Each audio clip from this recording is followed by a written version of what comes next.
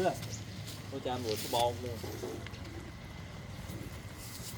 sao nó cơ với bà chơi về thì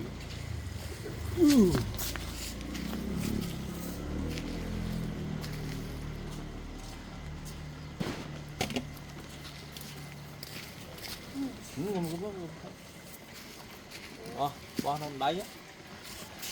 mình toàn bao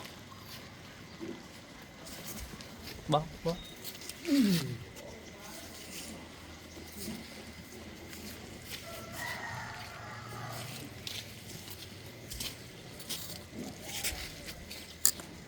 tôi vô nít vô chỗ bóng nó chạm lại vô chỗ bóng mà bóng nó mất còn đặt nữa